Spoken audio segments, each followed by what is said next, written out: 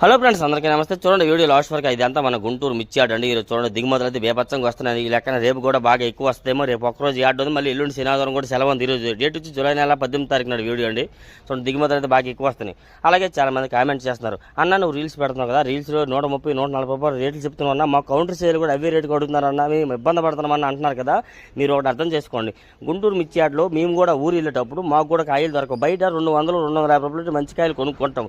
అలా మీరు చెప్పండి, అమ్మ కింటాల కింద కొనేటప్పుడు ఆ రేటు పడుద్దమ్మా, విడివిడిగా కేజీల కింద అమ్మాలంటే ఈ రేటు పడుద్ది, మాకు తరుగు ఖర్చు ఇవన్నీ లెక్కేసుకోవాలి, ఛార్జీలు ఇవన్నీ పడతాయమని మీరు వివరం చెప్పుకోండి. వివరం అర్థమైనట్టుగా వాళ్ళకి కూడా చెప్పుకోండి. అమ్మ మీరు కూడా చూసే వాళ్ళు కూడా అర్థం చేసుకోండి, కింటాల కింద కొనే వాళ్ళకి అయితే ఈ రేటు పడుద్ది, విడివిడిగా కేజీల కింద కొనాలంటే ఆ రేటు కొనాలి తప్పదు. అంతేగాని బేరాలు ఆడకండి, వాళ్ళు ఇబ్బంది పెట్టకండి.